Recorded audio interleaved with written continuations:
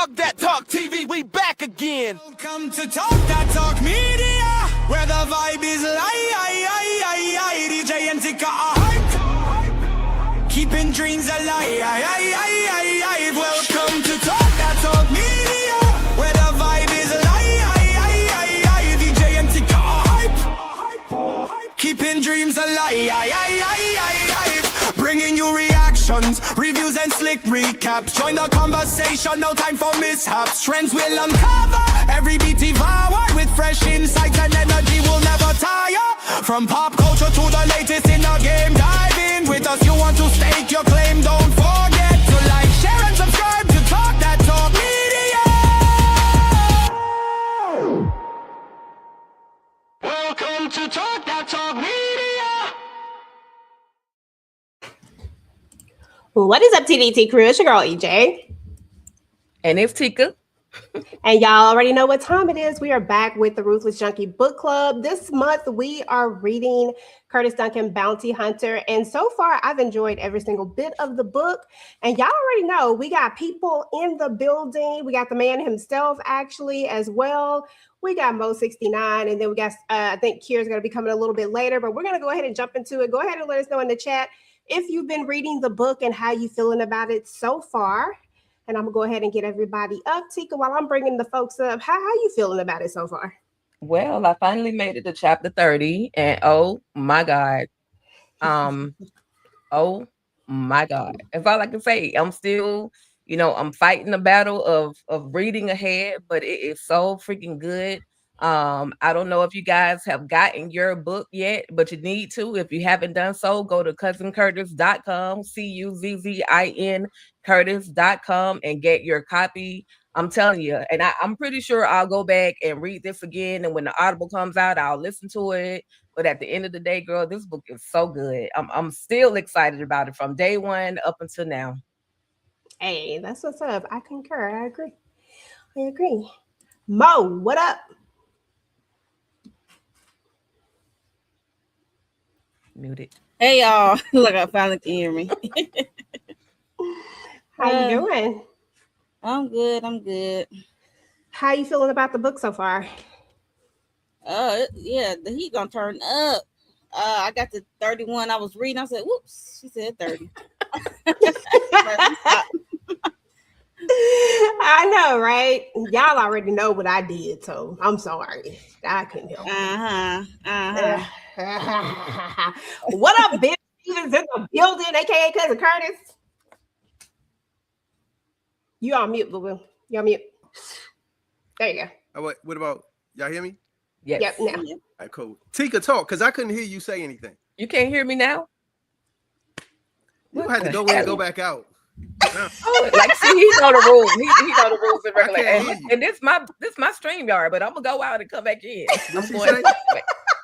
I'm going out and I'm gonna come back in. She said she gonna go out and come back in. Go out and come back in. Dang. Go out, Tika, and come back in. Listen, I have enjoyed this book thus far. I ain't gonna lie to y'all. I'm sorry. I apologize in advance because y'all know I can't hold the secret when it comes to this right here. I read it. I read the rest of it. I didn't read it initially, y'all, so that's a good thing. I waited till we got to like close to the last part, and I was like, you know what? It ain't gonna hurt nobody. Go ahead and finish up the rest of it. Because I was locked and loaded. Like I'm sorry, but when I got to 30, I could not. I just said bump it. I even text Ben. I'm like, look, I can't stop. I'm finna. Like I was trying to get some moral support to just say, go ahead and do it. That's right. Like, I said, go ahead, go. I said, go. Yeah. She hit me up. She said, dog, I can't. I gotta read the rest of this thing. I said, go ahead. I said, all right, but you gotta make sure that we ain't jumping ahead. And then we kind of, it was on a little interview that we did the other day, and we kind of. Can you hear me now? I can hear you. I can hear you now. So we kind of gave Tika like okay. We weren't trying. EJ kind of messed up a little it. bit. I did that. Oh my bad. I'm sorry. But she didn't mess it up too bad because just the little things that she said still didn't describe how everything actually played out. But Yeah. it did pique my interest to hurry up and go ahead and finish reading, the remainder of the chapters that I needed to read. So Right. yeah, y'all got me Yes. though. Y'all got me. Okay, that part. But listen, I love the book. I love the entire book. I know it's a lot of people out there that have also read it. Look, Deborah says she already read it. Lori Mayo, they already finished it. So it's a lot of people that already finished it. And it was really, really good. But we gonna stick to the parts that we supposed to be in. I got my notes and everything so that we are not jumping ahead. I'm not messing up. I got my notes. Okay. So anyway, so before we jump into chapter 18, which is Johnny Boy, Ben, Yes. what has the feedback been like so far? Now that the book has been out for several weeks now, what's the feedback been like? Man, the vibe has been amazing. I'm not gonna lie, I can't. The vibe has been great. You know what I mean? I've been getting DMs like, yo, dog, I can't. This book is so good. And so it was like, yo, I gotta turn this thing into a movie or a TV show. I get that all the time. You know what I'm saying? So the vibe has been incredible. So I'm excited about it. I'm excited for it to really get to, in the hands of the masses. So yeah, absolutely. Yep. I think that today, real talk, I had to go back and listen to my chapters again because I wanted to make sure that I was staying on point, and that I was prepared. And I was sitting there I said, man, this really is a damn movie. Like I was like sitting up there imagining the whole thing. So with that being said, because I am extra a little bit, next week when we finish up the rest of this, I got a homework assignment for everybody. I need y'all we're going to put a cast together for this movie. Let's do that. That'll be fun. That'll be fun. Who y'all think is going to be Maya? Who y'all think is going to be Santana? Who y'all think could play Wimbush, the Attorney General? Just everybody. Johnny Boy, Simeon. We already got two people, so we know we can't change them up. We got Nevada and Cousin Curtis, so we think it's the same. Yeah. But that's gonna be y'all homework, okay? And we're gonna do that next week. And I'm interested to see what kind of cast we gonna come up with. Mm-hmm. Okay. Sorry about that, y'all. My face was a little dry, trying to get a little moisture in there. She's stuck. Is she stuck? Oh, me? Am I stuck? DJ gotta go back in and come back out. See, Ben's been here way too much to know how these things work. He gonna kick everybody. He's like, oh, no, you gotta go. Then you gotta come back. You gotta go. You gotta get out and come back in. Go ahead and start with chapter 1, Tika. Let's start with Johnny Boy. And I got small notes on Johnny Boy in there because this was just I'm glad you got notes. I'm glad you got notes. We're gonna have to kick EJ out. She got to come back in. I'm gonna go out and come back in. Hold on, I'll be right back. That's what happened when you host. So go on out, come back in. Tika go with the flow. But we're definitely going to see a side of Johnny Boy that we've been seeing that how Johnny Boy is literally ruthless as hell. Now it look like being frozen, so he might be blaming us, but it might just be his y'all can't see me over there. I can see him, but it's just a little blurred. If y'all want a screenshot of Ben smiling, go ahead and snap it right now. He's literally posing. Okay. So for me, am I frozen now? Yes, yes, sir. You're frozen. Oh my god! I gotta go back out and come back in. Yes, see him, but he just blurry though, so he probably frozen to you. Mm-hmm. Oh, let me see. Yes, sir. It's just one of those days, y'all. Sunday, the internet has been doing whatever it wants to do. What's this thing called? StreamYard is doing whatever it wants to do. Yeah, Ben is blurry, so he has to come out and come back in. So let's see. I'm gonna add him to the stage. Remove this one over here because that other one he was just posing and he was EJ. That's perfect. You good. Okay. Okay. So you had to go out and come back. I had to go. It's what's the name, man? We're gonna have to get our money back from StreamYard. I know, right? Tripping. Man, especially Tika got the I don't even think I can hear Tika no more. Dang. You can't hear me now? Tika? Yeah. Oh my God. And Tika got the big plan, y'all. I just want y'all to know that Tika got I got the low plan. You know what I'm saying? Tika got I'm that gonna big go money with We're gonna have to thing. get with StreamYard. We're gonna have to go.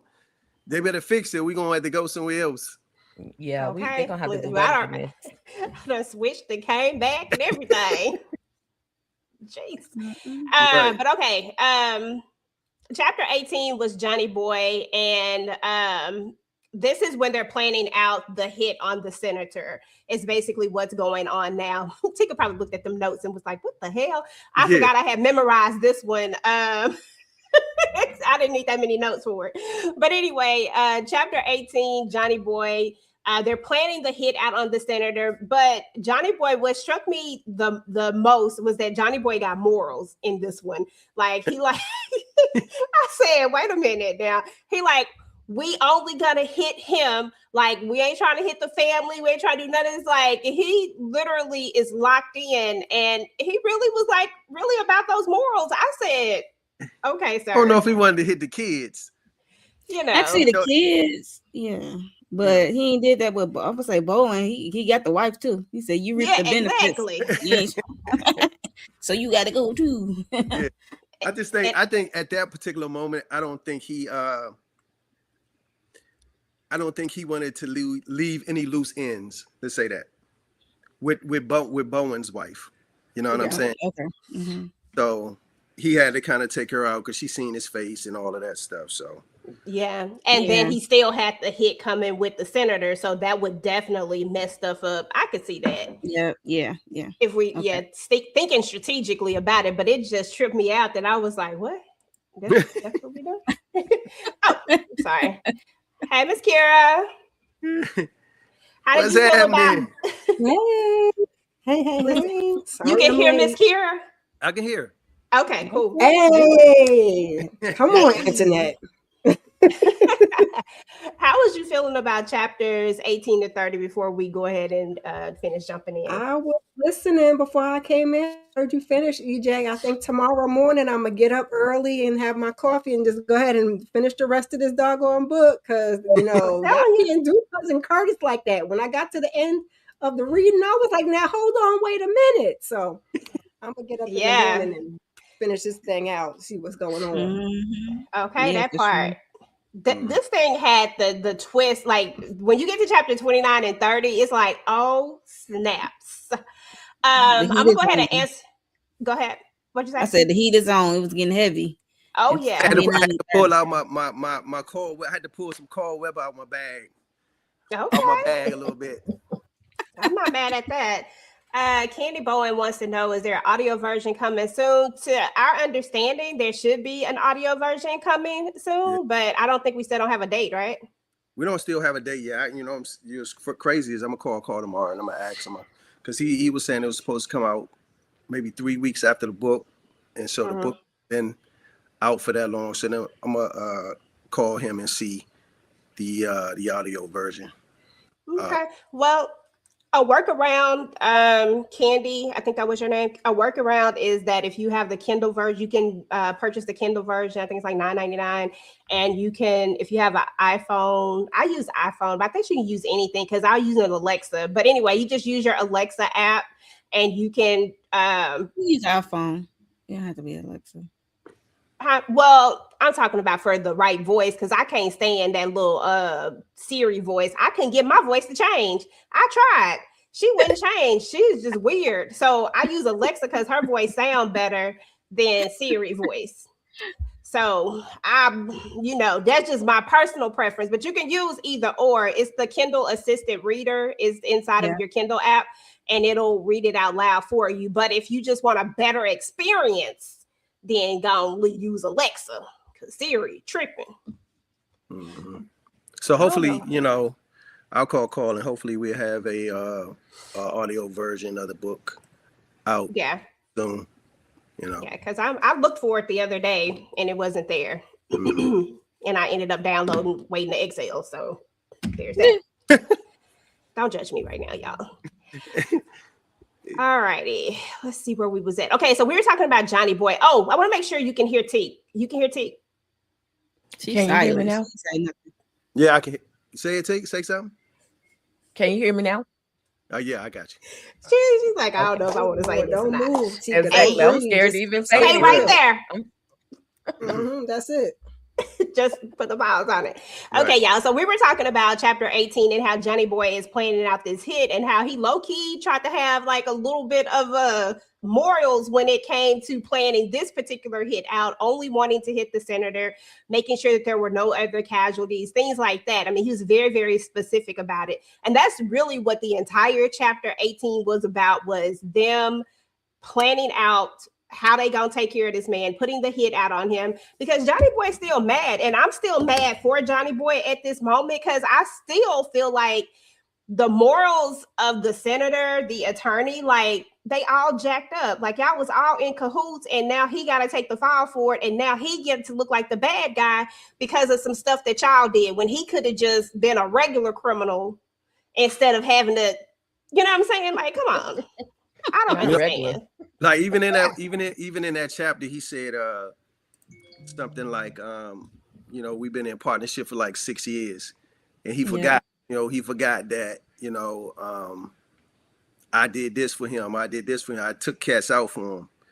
So for him able to be be in office, so he felt a certain way for sure about the senator and the attorney general. Yeah. And I don't blame him though, because shoot, those jokers is for the streets. Seriously. All right, but we just got to move on past because that's literally what chapter 18 was about. Does anybody else have anything else to say about Johnny Boy and him planning out this hit on the senator? Yeah, absolutely. The plan was, damn, like, didn't see a lot of what happened coming.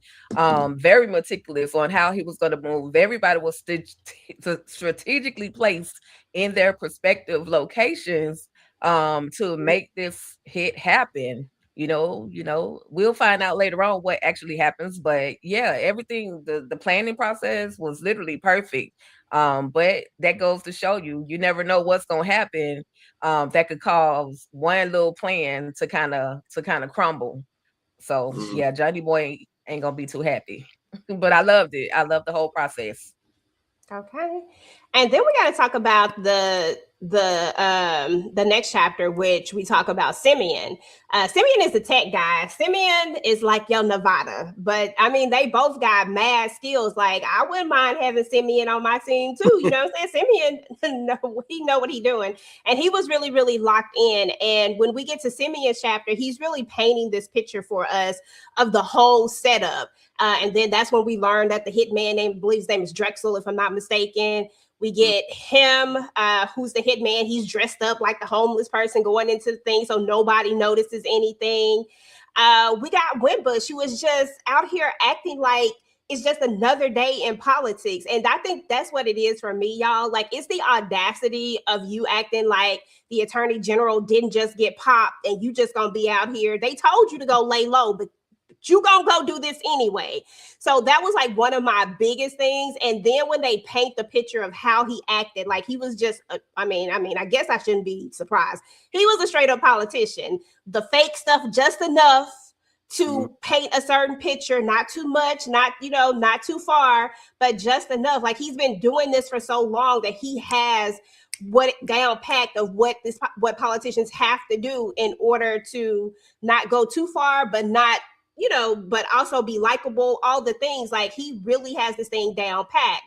And then we get to a point where, he's going to do his thing and then he's coming out and one of the security guards are going to see the flicker of the flash. And that's how he's going to know that Drexel is up there. And that's how they're going to end up saving the senator. But they was about to take the senator out. The senator was about to get popped, like popped. But instead it goes through the car. And I ain't gonna lie, y'all, I thought they was about to say it was about to hit this baby. That's what I literally thought was gonna happen. I thought one of the kids got hit. I said, Okay, so listen, let's talk about it. Kira, I'm gonna start with you. Like, what was your thoughts just reading that chapter? I was mad at the senator for feeling himself like you wasn't just, shook in your boots just a couple of chapters ago because this man is coming to look for you. But I guess you got to carry yourself with that confidence because he was, like you said, sticking and moving like it was just a Tuesday and wasn't nothing going on. So he got lucky. He got very lucky. I didn't think one of the babies, because I just in my heart I just can't think the babies. But I was like, oh, maybe that wife got popped by accident fooling around. But security was on their job, okay? Shoot, I thought it was the babies. I ain't gonna lie. I said, dang, now you done fooled around and got your kid. The Got the baby. kid hit. Got the kid hit up. I really thought it. Tikadushi, what were your thought processes reading this chapter? Before I got to the actual him popping off, I just knew Wimbush was up out of there, because that plan was just a foolproof plan. Like, how could you miss? Unfortunately, he probably should have went in with something plastic, something that was undetectable, to determine. I mean, to make sure he was unseen. But I loved it. I love that the senator, even though I wanted him to go ahead and be up out of here, it was too soon for anything to happen to Senator Wimbush. And so I was like, okay, I see where you're going. Twist and more twists. I'm here for it. I was just here for it. Mo? Same here. Wimbush, I was just hoping he was gonna get popped, but that'd be too much like right. I definitely thought that one of the kids got popped. And also, I don't know what Wimbush was thinking, for as when he found out that Bowen and his wife got taken down. He had like it. Everything is like regular business as usual. It's like regular politics that like nobody out here trying to unalive you. Like, what are we doing? He didn't want to go to the safe house. He like, man, I'm gonna let them come in my world and stuff like that. I was like, okay, whatever. Okay, because that's all you really could say at the end of the day. Like, sir, like, what are you even thinking? I guess, what did you not remember that you were the one with the AG over there in them corners whispering and doing all the things and coming up with all these different plans and the shenanigans? Like, y'all are a team at this point, so you don't think that he has been plotting and planning? Not to mention, he called you and let you know Yes. what it was. The way I would have been watching my back at every turn. Ain't no way I would have ever had my family out and about. Even if I'm gonna go out here and act like a Billy badass, my family wouldn't have never been out there. And that's real talk. That part. Yeah. Definitely have to move. And didn't the AG sell him down the river talking about it wasn't me, it was him. Get him, Yeah. save me, save my family. Like, what? It's funny. Go I ahead. think my mindset in this chapter, right, when I was kind of writing this one, was what I really wanted to do is really show people how smart Simeon was, and as far as the tech side, but also really show how really precise and organized the Giddy gang were. They would, like, you know what I'm saying? Like, so like you saying, the plan was executed to a T. It just at the end, they couldn't deliver the final blow. But my thinking with Wimbush was, I think he just went back to his childhood, right? And he said he wasn't going to be running from anybody, and so Yeah. and he was going to move like he'd been moving, and and I think that's one of the reasons why I wanted to detail his background a little bit, just to show that he came from even though he grew up in West Virginia, he came from that trailer park trash part of West Virginia. You know what I mean? And so he had to endure some stuff too. And so he wasn't going to be running around scared, and letting Johnny Boy kind of intimidate him from doing what he needed to do. So that was really my mindset on that. So I can see that, because he seems very prideful when it's all said and done. And I mean, but that pride, sometimes that pride can be a before the downfall. fall, right? Okay. Mhm. Moving into chapter 20, when we get into Wimbush, and we're going to talk about just that, the fact that he carried himself with this untouchable pride that just wouldn't let him run. When they finally got to where they were going, because of course now they're going to the safe house, it it hit him that they really tried to unalive him. And I was thinking to myself, like, sir, why did it just now hit you? Like, the AG, Bowen, is gone. Like, he is in the upper room for real. So why did it just hit you that this was the thing? And it just goes to show that Wimbush really does have this untouchable thing about him. He feels like he has so much power that nobody can get to him. He's made so many connections that even a man like Johnny Boy, and like you said in chapter 19, you really detailed out like how precise they are, how organized they are. They not just doing stuff all willy-nilly, like they're literally very organized. And I would think that a man in Wimbush's position would know that about them, because you don't just align yourself with people that you don't know about. But I think that he really had this pride about him that he really thought that he couldn't get got. And in that moment, his life probably flashed before his eyes, because it was that close from taking him out. And now he has to rethink everything. And I think I liked his wife when she says, look, I done stood by you through everything. She'll ask no questions, but I done stood by you with everything. But I will leave. I will take my kids and go. She wasn't having it. And I really like that part. I'm going to start with you, Tika. Talk to us about chapter 20. How'd you feel?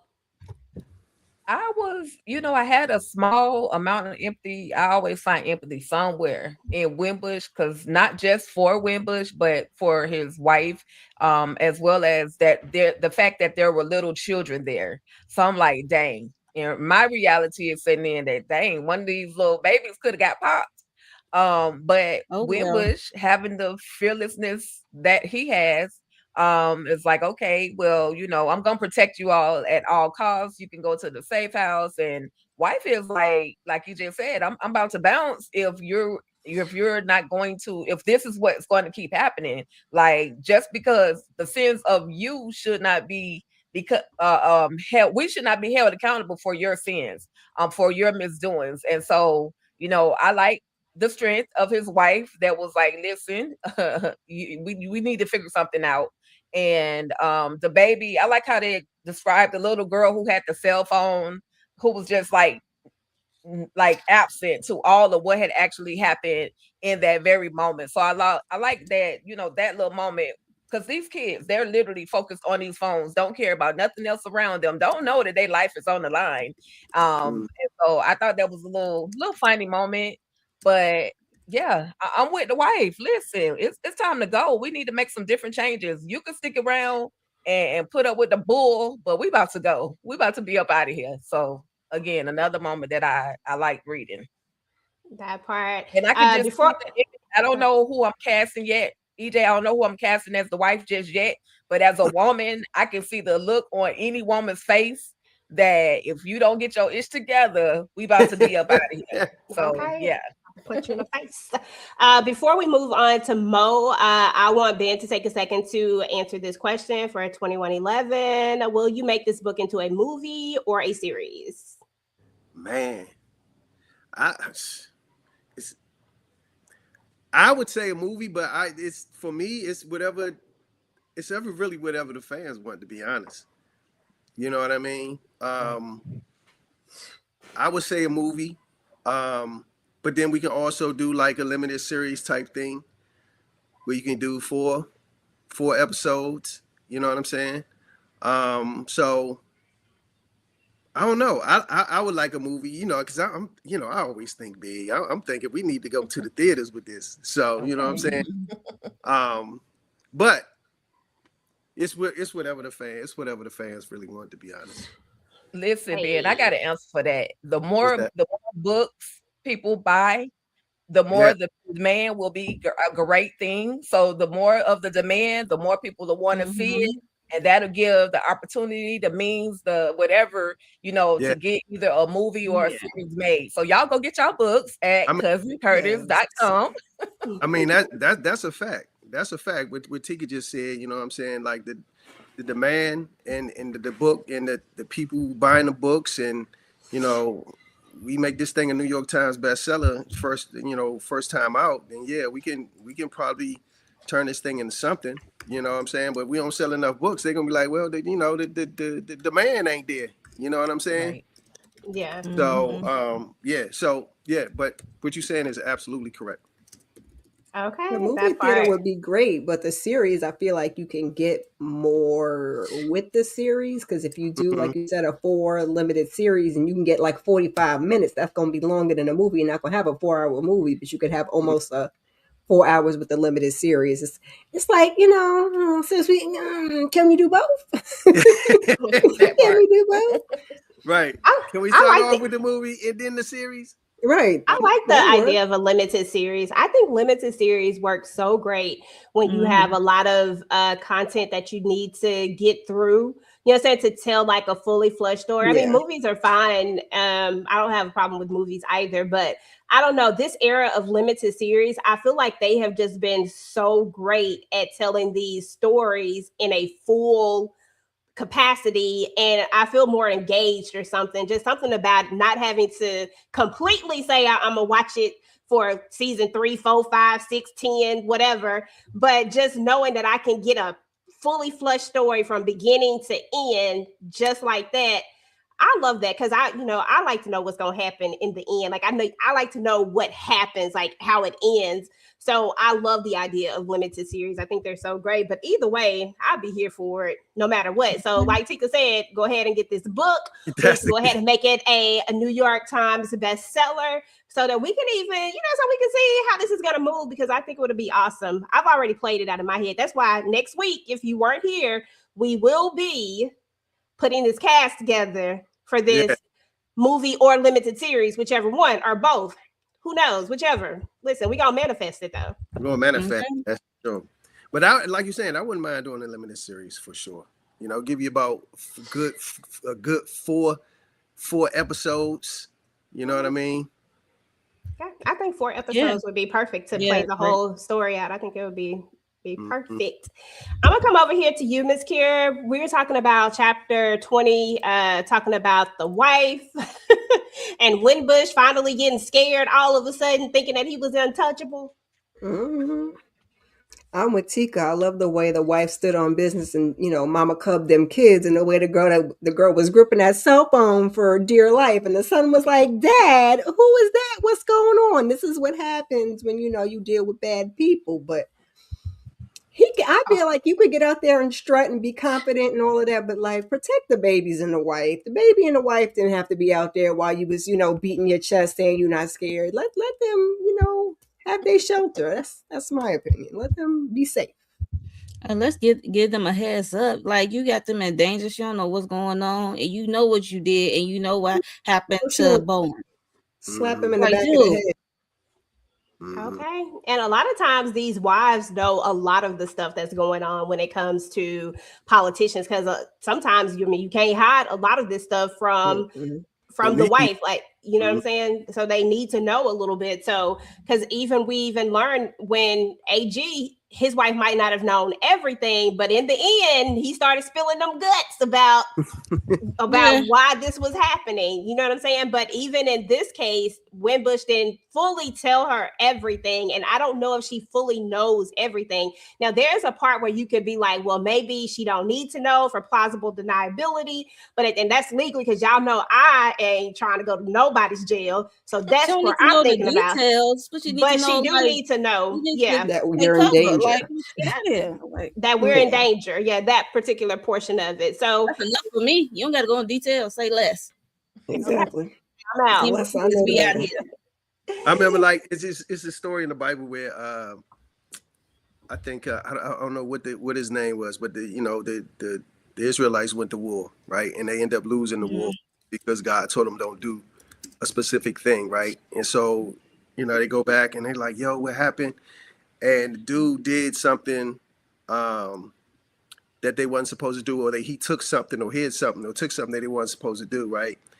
And that ended up getting his whole entire family killed because he did one thing that he wasn't supposed to do. You know what I'm saying? And so I kind of this whole situation, with Winbush, it's like your whole family, like you almost got your whole family hit up on some stuff that you did that you wasn't supposed to do. Right. You know. Yep. So Yep. Yep. And still don't want to. I don't know. I just despise Winbush character. He just irks my soul so much. He's But very his wife hard-headed. even, yeah, very much so. So, his wife does end up like chunking deuces eventually. So, she was just she wasn't finna do it. She said she gonna go over there with her family because she didn't have time to play these games with him. Let me see if there was anything else that I wanted to point out in this chapter.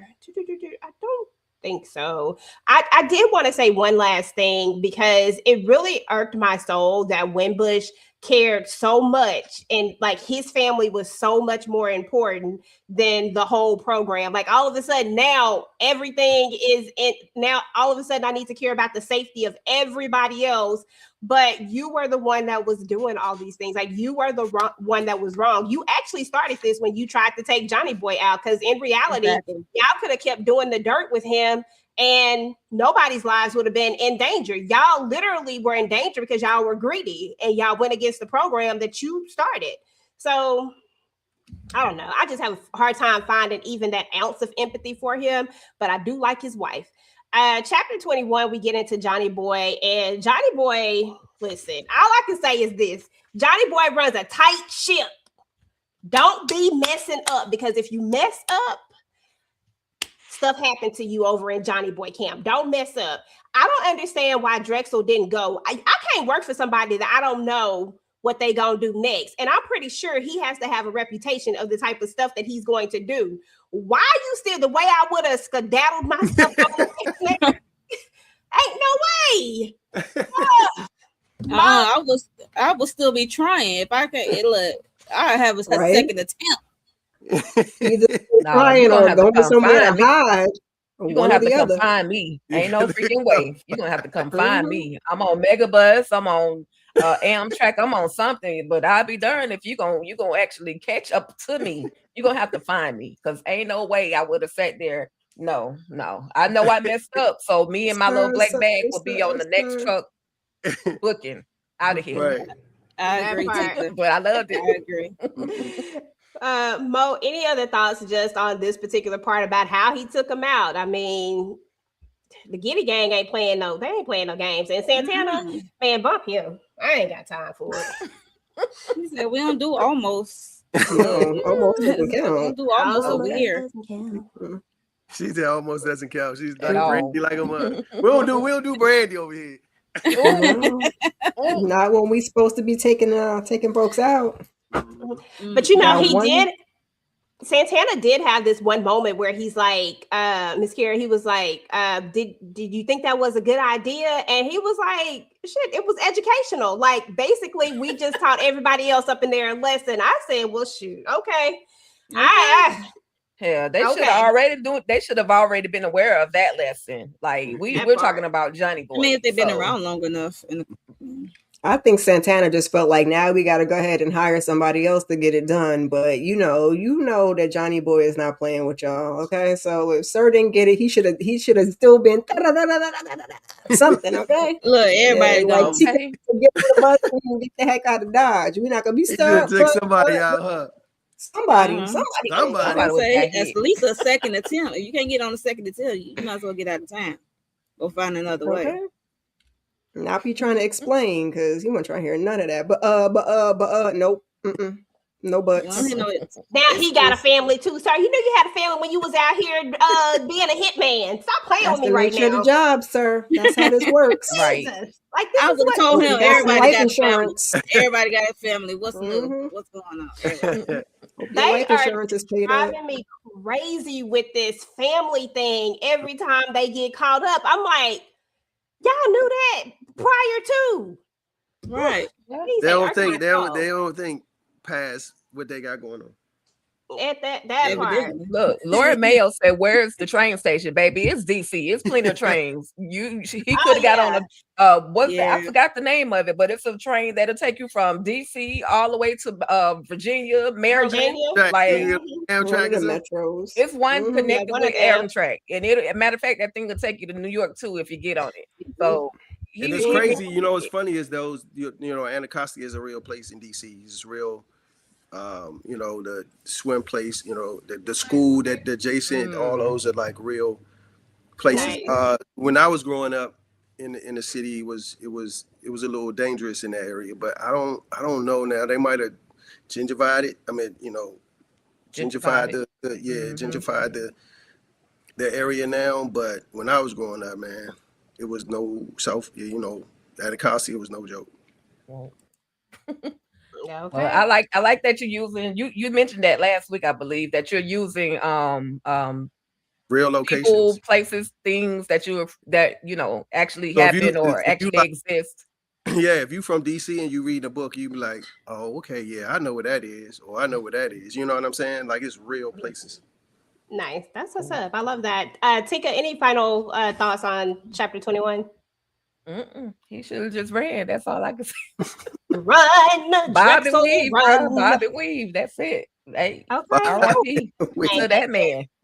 you a hit man. You should never have come back there. I would have disappeared. I know you got like multiple identities and all types of stuff.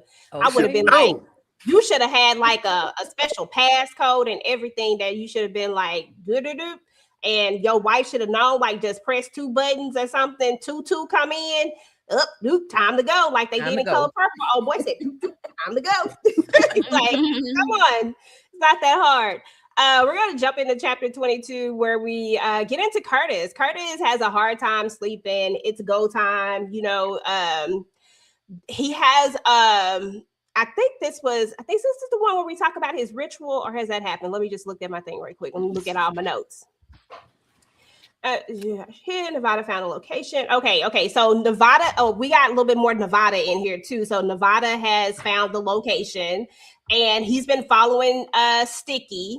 So Sticky, wait a minute. Can you explain to me? Because I feel like I missed something with Sticky. So when we initially met Sticky, we tried to get information from him, right? Did he give you the wrong information? Is that what happened? Yeah, he gave him the wrong information. Okay. He And gave him so he gave him the information to the warehouse. He knew he wasn't at the warehouse. There was a previous spot for them, but he knew they wasn't there then. But he did send them to the place where they actually got the telephone number. okay. That Curtis got the telephone number to give to Nevada.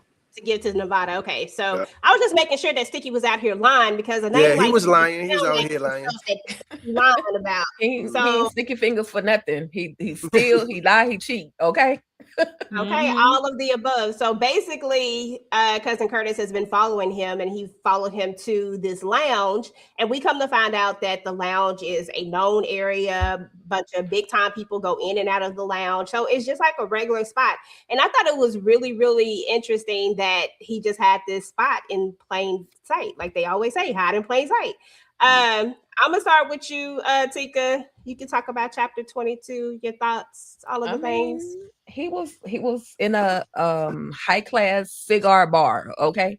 And it was a place not expected to be high in crime because like you said, EJ, a lot of the political arena, you know, did their thing over there. A lot of, you know, known people spent a lot of time in there. So I mean, what else can you say? Hide literally in plain sight. Like, what else can you say? And then Curtis was extremely smart. You know, he went in, played the role, went in, you know, got a little footage, you know, took a few pictures. You know, he was able to capture that Sticky Fingers had, you know, been let into the back area by a button that was on the side of the bar, that the bartender pressed the button.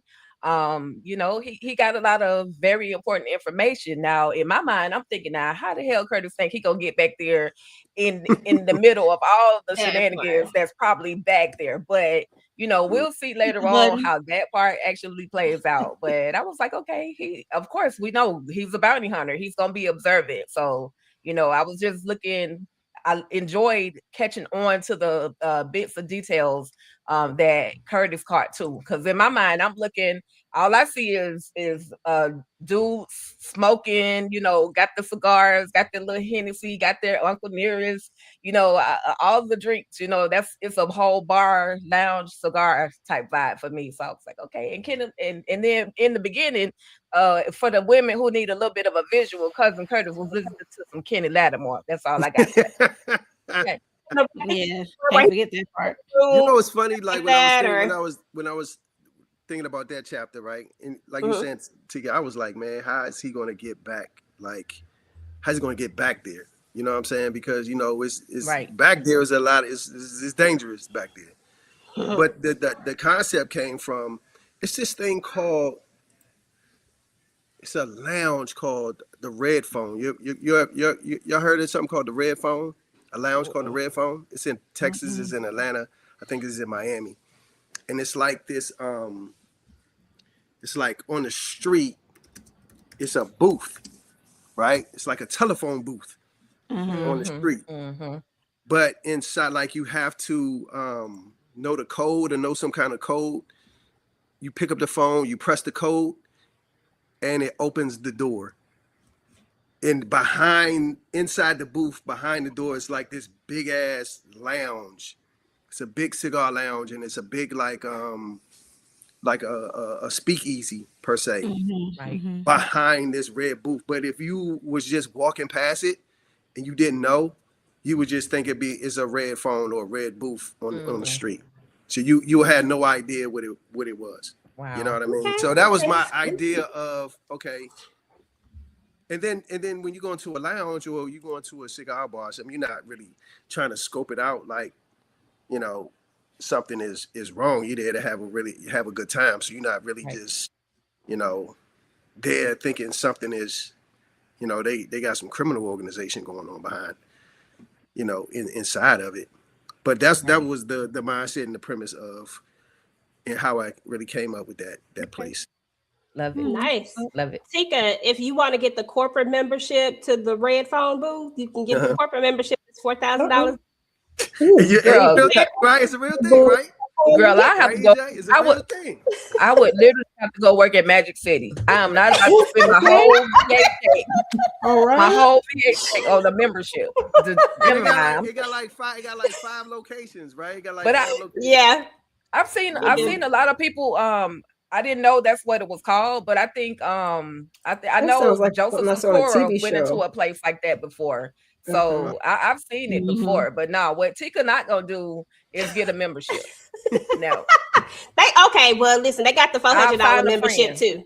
Find a friend. I don't know what you get for the $400, but that corporate membership sounded real prestigious.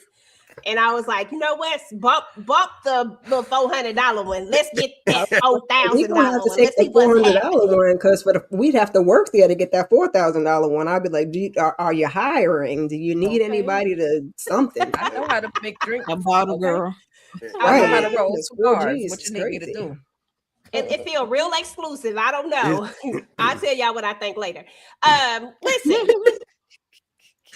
Chapter 22, Mo, your thought process is just, anything to add on to what Tika already said. We know that, Curtis did what needed to be done. He got up there, scoped the place out, low key. I was a little worried when he started pulling that phone out and started recording. I said, now, wait a minute.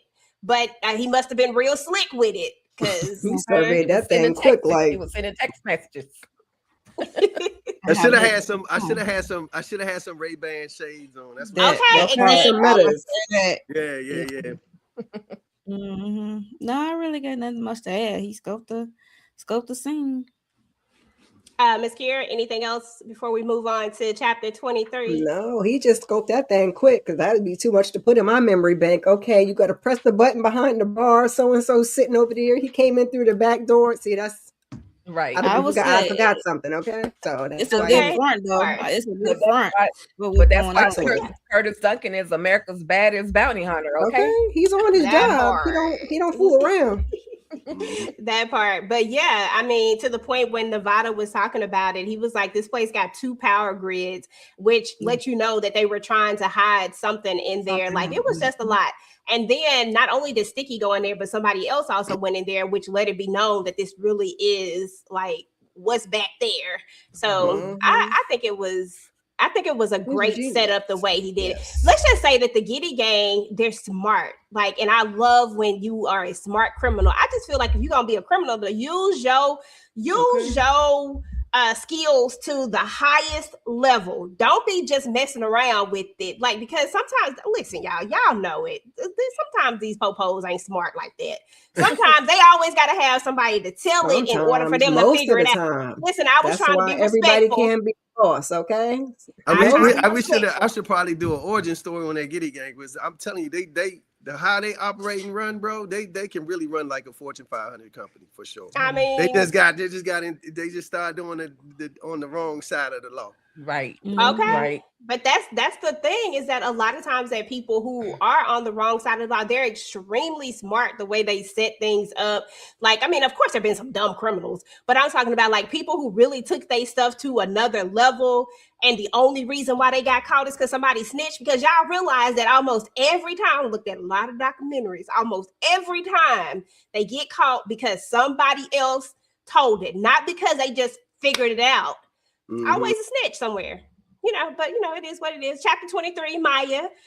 This is the meetup with Curtis. Listen, y'all, this is when we really start to realize that Maya really into Curtis. Like, she really likes him. Like, she's low-key trying not to show it, but she really, really likes this dude. Every time we get to her chapter, it's always the description of, like, she's always very, very attentive to how Curtis walks in, to his demeanor, to what like his feelings. Like, she just knows these things. And for somebody to have not been around him for how long has it been, y'all? 22 years? 22. That's interesting, to say the least, that you still remember all of these things and still can figure this person out. So but anyway, we get them, they're gonna meet up.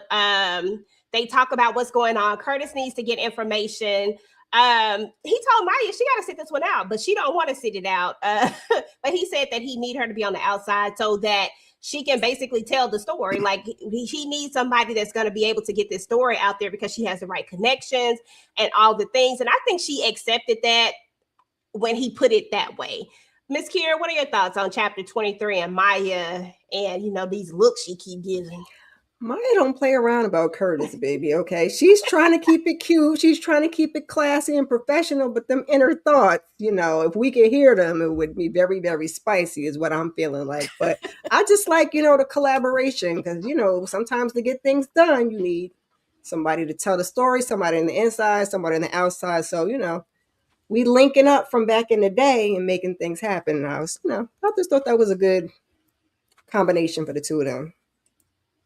What was the guy who is the lieutenant? What's his name? Is it Antoine? Because I think I wrote his name down. Antoine Baptiste or Baptiste? Okay, sorry. I just felt like I had wrote it down wrong. But yeah, Baptiste. Go ahead, Mo. I'm sorry. Needed to get my thoughts together. When it comes to Maya, I understand why Curtis don't want her to, go for it. He know her for a long time and he don't want her to get hurt, but he also got to respect that she's an investigative reporter and she gonna do what she do.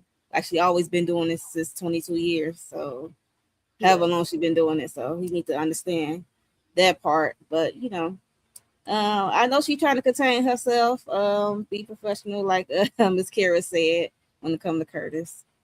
Because you're right, EJ, she do be having this inner thoughts of how he dress and how he be looking and what she gonna do. I'm like, I got guy friends. I don't be thinking none of that stuff. Right. I don't ever be thinking. I think he kind of feeling her too, though. Of course he is. Of course. Yeah. Listen, we read the chapter where he literally took the whole day to plan a dinner, stayed up all the things. Like, of course, don't nobody just do that for nobody. But I don't know. I like it though. This is going to be interesting to say the least, to see how it all comes about. I have to act like I don't know nothing. See how it all comes about later. Good job. It's going to be interesting. I know. I'm so good. I'm good at this. Tika, why are you shaking your head at me, Tika? Go ahead. I'm sorry. Let me hush. Go ahead.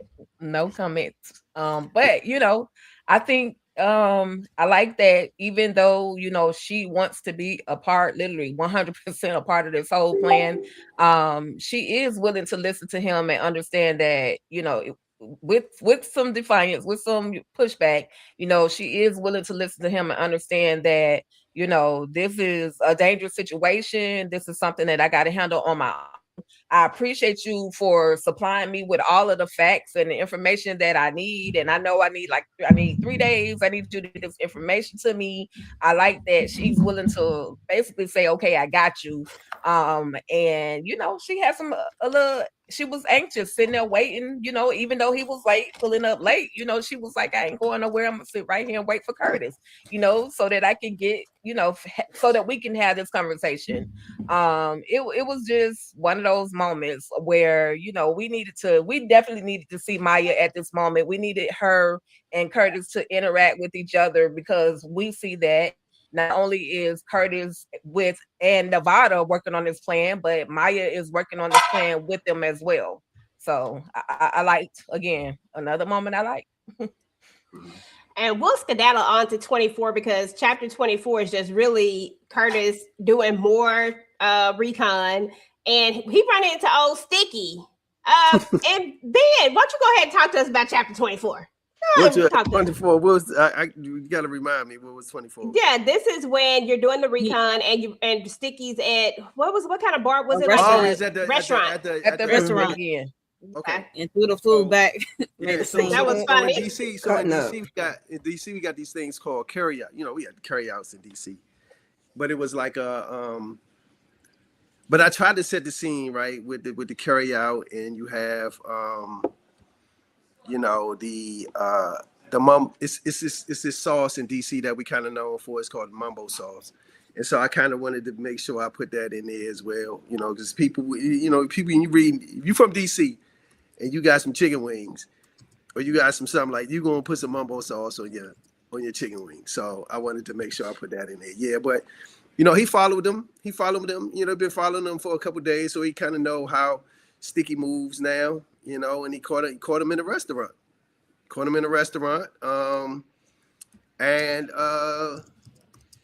You know, he had to touch him up a little bit, because he found out that Sticky kind of lied to him, and he was trying to get some information from him about the cigar bar. And so, you know, Sticky was lying a little bit, and so he had to touch him up a little bit, you know, and get the information that he felt he needed. And then, you know, Sticky tried to kill him. You know what I'm saying? And so, you know, Curtis had to kind of take him out. Kind of. He did. And like it was the running for me. I was like, you make one more block. Okay. He definitely needs to hit that wall. Every action move, you gotta have somebody chasing somebody. Right. You gotta have a chase scene in there somewhere. Mm-hmm. And it was Sticky's time. It was definitely his time. You know, he hadn't played one too many games with Curtis, and we see Curtis don't mess around. Clearly, he got what somebody else called a 2-piece and a biscuit. He literally got laid out. Okay. And then another thing, you mentioned about the mumbo sauce being, I love that moment. That makes it even more authentic, because another project, Alice, matter of fact, they talked about the mumbo sauce. They talked about the mumbo sauce? Yeah, okay. So now y'all got me, now y'all have me wanting to go get some mumbo sauce. It's crazy, because it's a certain type of sauce that we put on, like, chicken wings, or you go get, like, you know, you go to the carry out or whatever, and you get, you know, some wings, and you got to get the mumbo sauce with the wings. You know what I'm saying? Right. But it's kind of like it'll put you in the mood of like a sweet and sour sauce kind of. I gotta try it. It's kind of. I was gonna say DeMarcus been talking about some mambo sauce for forever. DeMarcus from DC. He's from Virginia. Virginia. He been talking about some mambo sauce. So it's equivalent. Basically, it's equivalent to Atlanta and their lemon pepper wings. And then it's the sauce. It's like the mumbo sauce. It's like you got to get the sauce. You know what I'm saying? I'm just mad that he threw all the wings away. I'm just mad he threw the wings and was like, I'm out. You know, the wings, you know what I'm saying? You dip your fries in it. It's the equivalent, like, it does give you a sweet and sour, tangy, but it's a little bit spicier than that. You know what I'm saying? But it's a DC thing. Just like go-go music is a DC thing. You know? Okay. Well, with that whole conversation. I know, right? Also, I mean, That's also funny with that that as Alex Cross said, it was talking about the mumbo Mhm. sauce. Yeah, Yeah. yeah, had that Mhm. but he was What putting did he his say on like about it? seafood. He was What saying he that this better be some real mumbo sauce because it's Right. like It something was Food only that's one truck based or out of something, character. right? It's one character, crazy character that kept. Uh-huh. He That Bobby was talked about Trey. the sauce It all was the Bobby time. Bobby Trey. Trey, and he was Uh-huh. like, "This better be some authentic mumbo sauce. This better be good because the food he was putting it on was like on some seafood, and then there was seafood. another restaurant where they were doing it on the wings, and Uh-huh. he was like, this better be some authentic mumbo sauce. Wow. This better He's be, everywhere. He you was at the know, food truck trying to get some Yeah, stuff. He yeah. can eat. He was eating. I You was was like, every eating the whole time. series. Yeah. Yeah. That's a whole thing in the city. It's a whole thing, man. It's a couple things that is the mumbo sauce we have, and it's go-go music that we Right. have as Right. well. Okay. So, Okay. So so I try to make it authentic the book authentic as I possibly yeah. right. you know. So give us a thought. I'm gonna just kind of stall a little bit till EJ get back. Give us Mhm. a scene. I mean, we have the scene. What music? And I know you said go because it's DC, but what song would you incorporate in that moment where he's at the restaurant and the chase begins? What music would you throw on that? That I feel like that has to be composed. It's Okay. nothing. It's the compose. Like Okay. the I composer see would that. have to come up with that particular music for that scene. You know what I'm saying? Okay. It's not something that's out right now. You know what I'm saying? Like it's not like Curtis is driving in his car and he's listening to the radio, Right. and we listening to I don't know, Jay-Z, or he listening to Biggie, DMX. something like that. Yeah, Yeah. DMX. You know what I'm saying? Oh So Okay. no, it's it's giving not a little that nugget. It's giving a little nuck if you buck, if you will. If you book. right. A You know what I'm little bit. saying?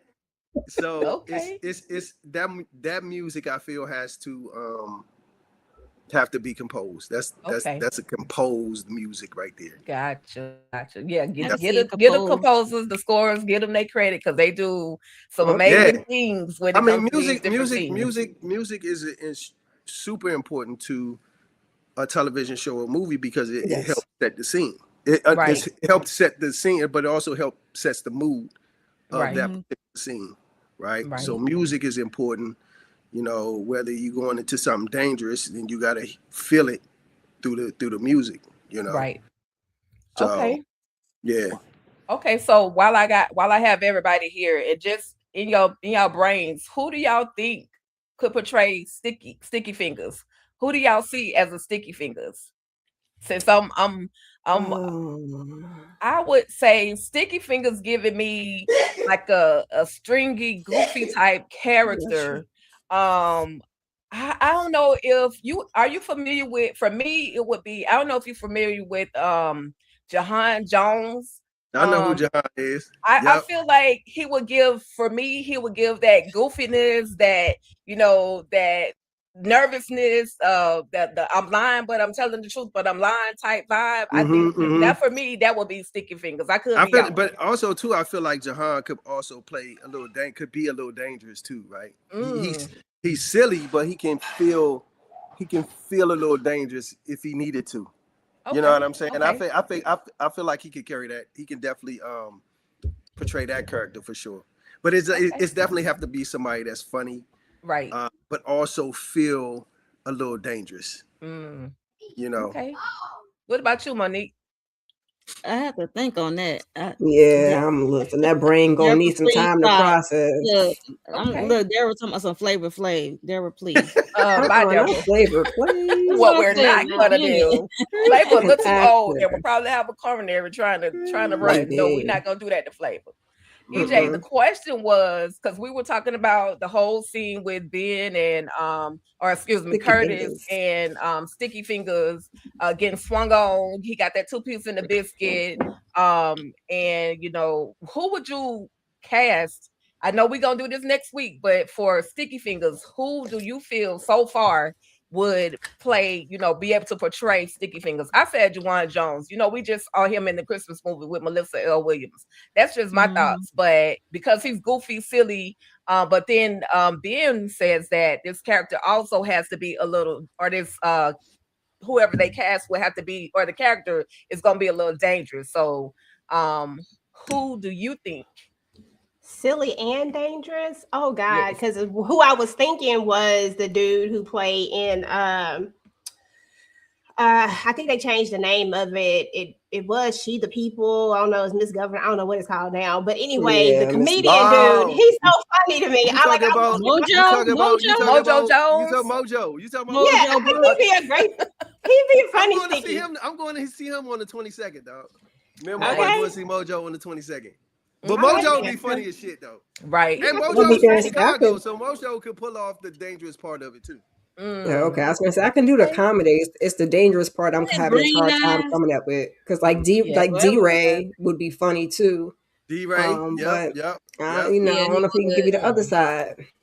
Anybody, any of them comics that's from Chicago, or because they know There that got to be a height they know that requirement. dangerous world too. You know what I'm saying? right. They could I'm be they just funny, saying. but they know that That's world a as well.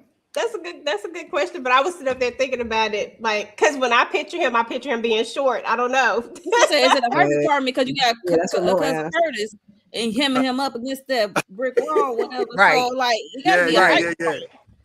Yeah, Can't you he got see me- he got Mojo's me face like a though little dude, when little he dude, when he put him up against that wall? Like that'd be hilarious. I think he'd be perfect. I Yeah. think we just found Sticky. But Spanky from Power. Who'd you say? Lori Mayo said Spanky from Power. I don't know his real name, Spanky. but Spanky was skinny, brown Mhm. complexion. He wore these Brown. black framed Glasses. glasses, oh, and he that was one. goofy. Yeah, Mark Okay. Spanky. I forgot his Oh. real name. I forgot his. I didn't even know that was his Yeah, I name. don't I remember don't his think I real ever name. knew his name. Mhm. We gotta move on to chapter 5, y'all. This is 25. Curtis's chapter. 25. What I say? 5. My bad. 25.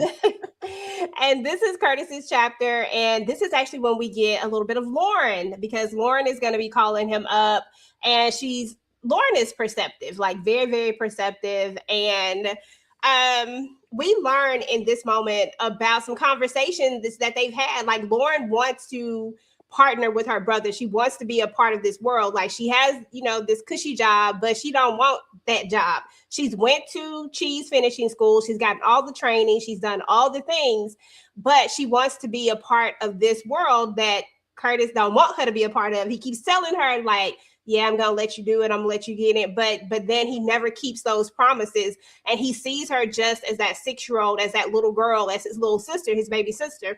So of course he wants to protect her, but she wants to be seen as who she is, this strong woman who has all these skills and who can take care of herself. And so they have these conversations. I really enjoyed this chapter because I love the fact that we really get to see Curtis with his family more, like get to see the dynamics of how they actually interact with each other. It feels like these two might be the closer of the siblings. I don't know. But that's what it feels like. It feels like they have a really good connection. Mhm. And he's telling her about some things. He don't tell her that Maya is in on it because he knew that would like just, She would go don't crazy. do that. Another Don't do that. She'd be like, Yeah. "What? You let Down her another do it? rabbit hole. You ain't let me in on it." She would go. Mhm. It'd be a But whole situation. he did give her one little clue, and I felt like he did this on purpose. Like as I'm like, without trying to go too far, I felt like he gave her that information on purpose. Like he tells her about the Giddy gang because he doesn't have to tell her, but it's like he tells her about it. And it always came back to me like, why did he even, like, if you weren't going to go that far, why did you give her that much? And I just feel like that makes a good bounty hunter as well, like entrusting people that with nuggets of information without giving them too much. So anyway, let's talk about it. I'm gonna start with you, Miss Kira, then Mo, then Tika, and then Ben. You can give us your overall of chapter 5 and Lauren and Ben's Curtis's connections. Yep, 25. Yes, we love to. I was gonna say we love Lauren, and we love Lauren to get in the field. Okay, so I'm looking forward to her join at some point or not, but I like seeing Curtis's more sensitive side. Okay, because he's a professional and he's a businessman. He's about his business, but you could see the protective side of him when it came to his sister. Because he got the ladies' man, he got the business, but when it came to that sister, he was kind of like, "Yeah, I'm gonna let you in eventually." or not. Mm-hmm. Just to be her protective and not get her in the middle of stuff. And he might have sent her off on a little wild goose chase with the Getty Gang thing. So I just like to see the softer side and their communication and their interactions. Mo? Can you hear me, Mo? Yeah, I can hear you. Sorry. Yeah, it was nice. The whole brother and sister conversation, and like she said, she went to this finisher school. She need to show off her skills, like put her in the game, coach. Like put me in the game, coach. I was with her on that. Like she old enough, she can handle her own. But I understand being a big brother, you want to protect her. But then he just let it slide in that Nevada was helping. She's like, oh, Nevada on the team, I'll definitely be part of the team. Okay, so yeah, and he like, yeah, not right now. Next time, I promise. She said, I'm tired of hearing about your broken promises. Okay, Promises. over here. Like, yo, for real. He trying to like find a medium, like calm her down, like make her be at ease, like, cause she's like, I'm tired. You promised me last time. This is a BS. But he said they're gonna be partners. He said, let me do this. Let me take care of the Giddy Gang, and we're gonna be partners. I promise. So she said she's gonna hold you to your promise. Right. How you look, Curtis? Like tomorrow, man, tomorrow. Right. Yes, man. Tomorrow. I love the relationship. I love the relationship that Curtis has with Lauren. She's not just a little sister. She's kind of a daughter to him, because when Daddy left and went away, to Fresh Meadows, it was Curtis literally taking care of the whole family. So even though, of course, he acknowledges, of course, she's his sister, but in retrospect, she's like a daughter to him. And what man or what father, what big brother will want to put their daughter in a super dangerous situation? And this is also a situation that, yes, he has some information from Nevada. He's going to get whatever information he's going to get from Maya, but he's still not completely aware of all the circumstances that are involved in this situation. So why bring Lauren into this situation until he has a very big picture of what's actually going on? Right now, he doesn't have that. So sorry, little sis, you're gonna have to sit this one out. But again, he does try to reassure her that I'll bring you in on the next go round. So it was one of the moments. And of course, it's like I like that, because I have a big brother like Curtis. Like, I have a big brother that I always kind of wanted to be under him. I liked the things that he was doing, and I wanted to do some of the things that he was doing. So it's very relatable for Lauren's feelings, like to be able to want to be and do all of the things that my brother has done, especially some of the things that my brother also taught me as I was growing up. So even though we wasn't in the bounty hunting lifestyle, the chief finishing school lifestyle, the moment was really relatable for me. So yeah, it's funny is because I have a younger sister too, and it's kind of the same thing, right? My as growing up,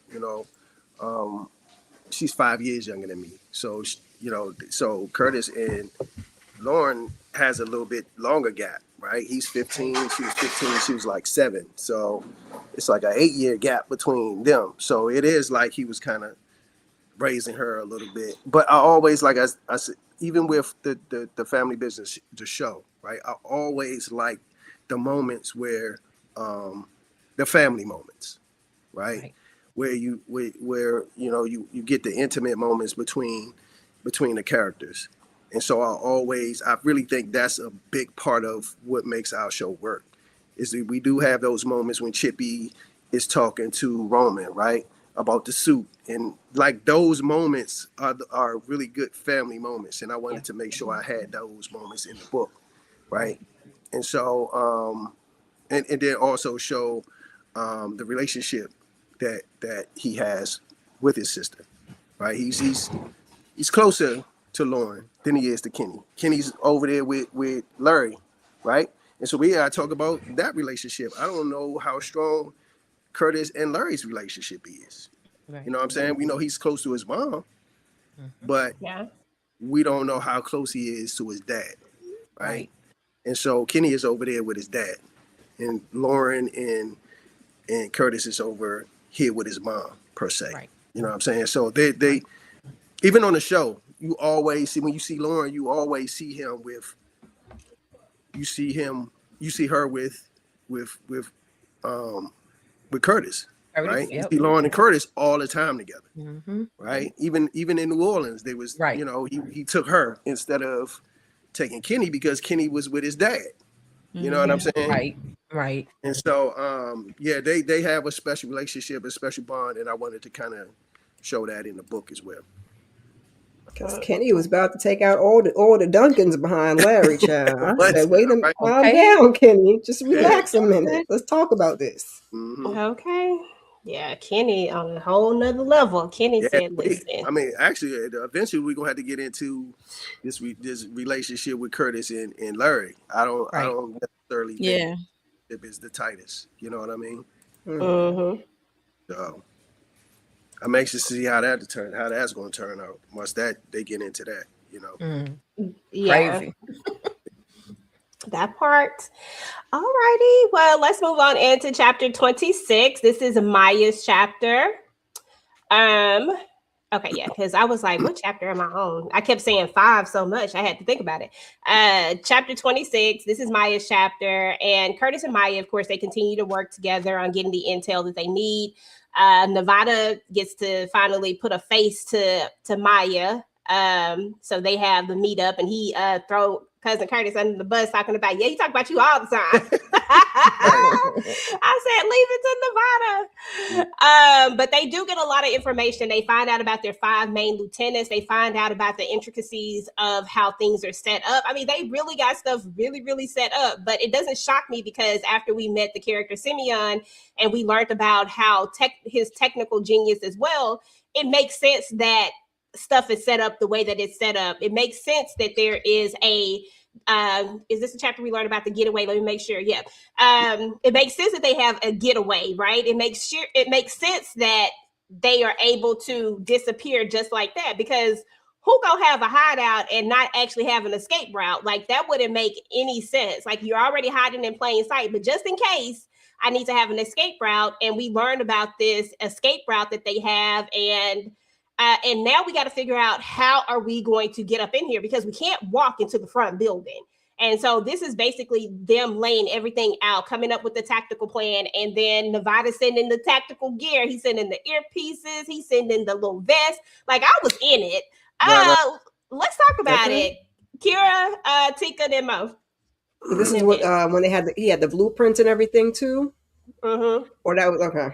Yep. Yeah, no, this was good. This was good. It was getting you hyped up for them next couple of chapters because we knew it was about to swing into action. Okay, we got our gear, we got our plans, we laying everything out. So I was really into it. I was like, come on, now get these rest of these chapters and see what happens. But yeah, they was just giving us the setup. Mm-hmm, absolutely. Yeah, they definitely gave us the setup, but in my mind, I was like, I got faith in Curtis, but I don't think there's something he want to do by himself. I'm talking about underground stuff. We got facial recognition. We got all these different cameras and everything going on. I'm like, I got faith. I've seen him work, but I don't know. I think we need to go in and put Lauren on speed dial, because this ain't something that's not going to add up. But y'all, when you keep reading, it was definitely like Fort Knox, but when you keep reading, it's a lot of twists and turns, y'all. But I was like, oh Lord, please don't let them take him out in that tunnel that he about to go deal with. Don't say Curtis, don't take him, no. We knew Curtis was gonna be fine. Yeah, he definitely I was nervous. I mean, I have faith in Nevada, but no. What you say, Mom? He needs that backup? Please no. Yes, yeah. He needs somebody. He needs somebody to come up there and help him.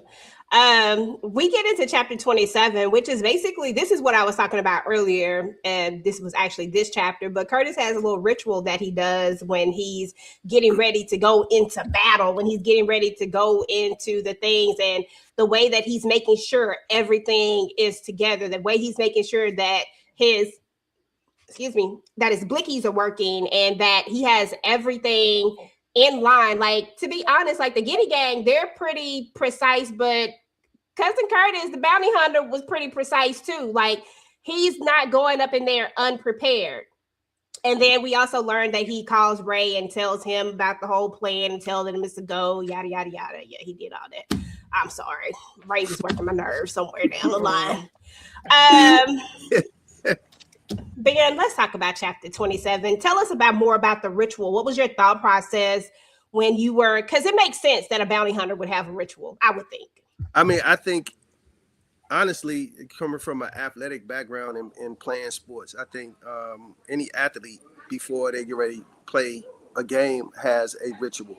Like, for some reason, I would always take a shower before I go play. Like, I don't know what it did. It just maybe relaxed a little bit.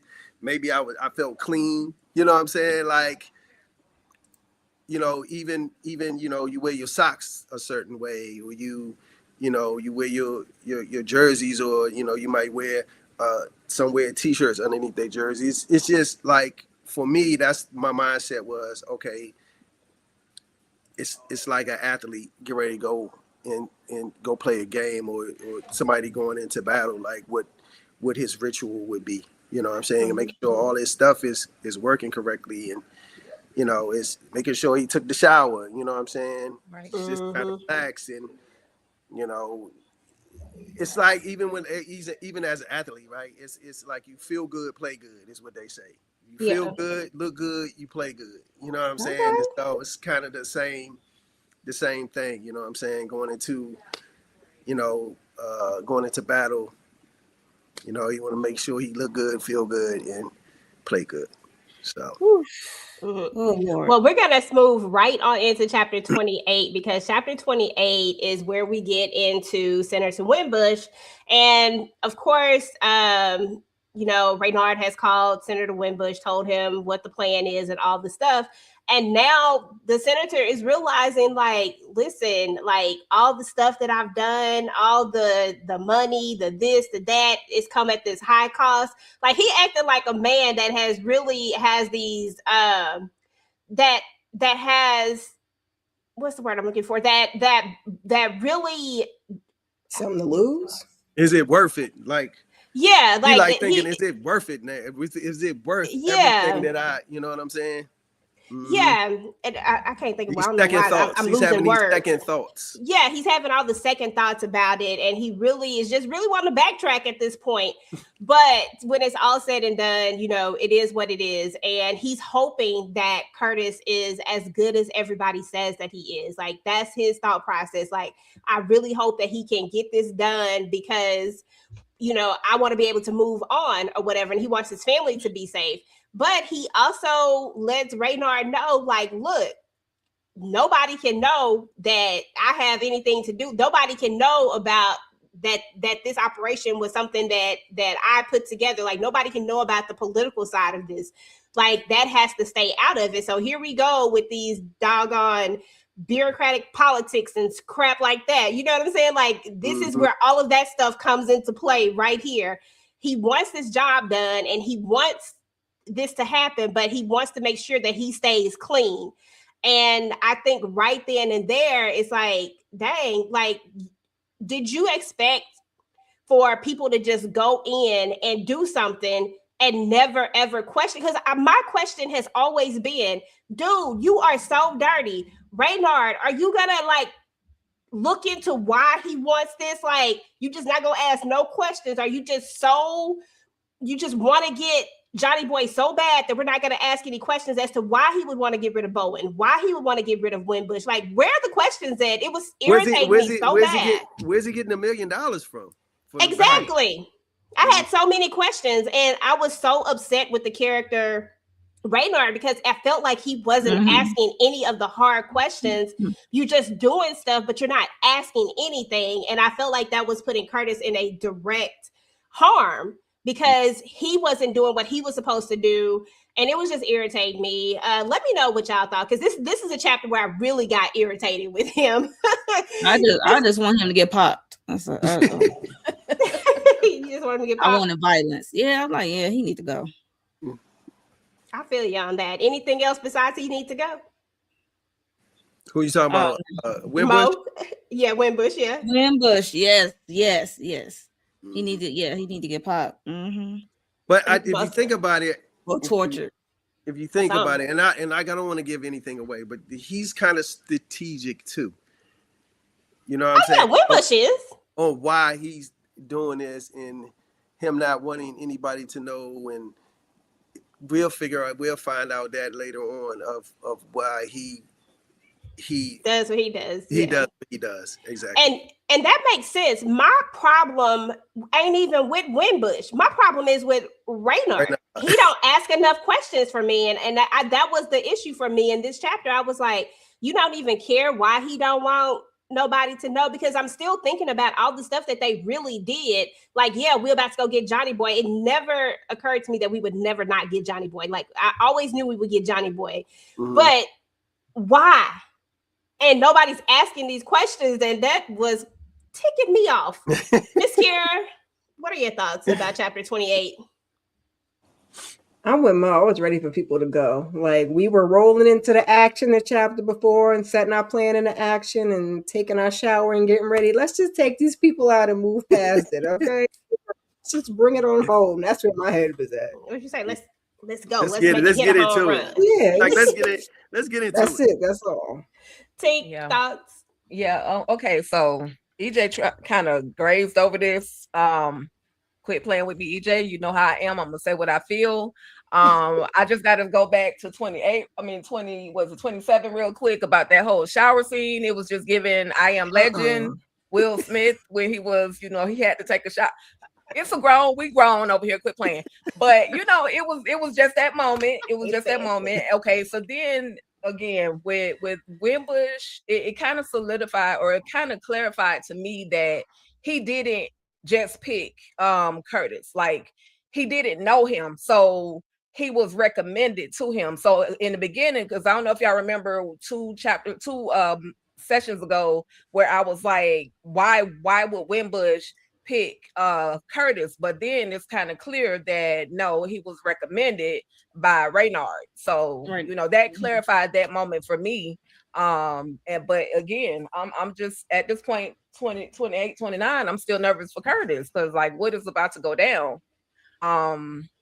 We know Wimbush is a dirtbag, so it proved it when he threw his boy under the bus, So I really had no love, no trust, no nothing for Wimbush, but it did clear up that moment where I thought that he was picking Curtis on purpose, but no, in actuality, Curtis was recommended by his so-called friend, and y'all will see why we call him a so-called friend in a minute. So chapter 29, we get into Curtis again, and the mission, it go off without a hitch, y'all. The mission goes down the way it is supposed to go down. I ain't even got to paint the picture for you. They executed to exactly. Perfection. It was executed to perfection. So I ain't even got to go into all the details. If you make sure you go read the book, go grab the book. You can see all the details, read all the words. Let me just tell you, it went down. It happened. And I'm going to get straight to the part because I need to know what y'all thought about this. So this is when the height of everything really starts to build up, and we get that first thing that happens. Curtis go up in there, do his thing, boom, boom, boom. Santana can't do ish. Santana just got to sit down because that's what his boss said. His boss said, stay down, okay? Don't y'all do nothing. They get up out of there. They almost to the thing. Yo, Raynard, say the code word, blah, blah, blah. We out there in the thing, and then boom, shot. Somebody shot a shot, and now Johnny Boy is down, okay? Johnny Boy is dead, okay, y'all? D-E-A-D. He's out of there. He is gone. He is no more.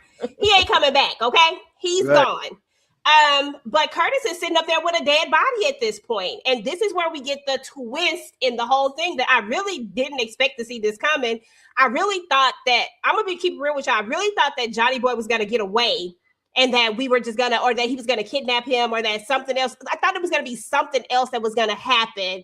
And I thought that, because I did know that there would be a twist, but I thought that it was going to be Johnny Boy that was pulling the strings with this twist, and that it was going to be something with Wimbush.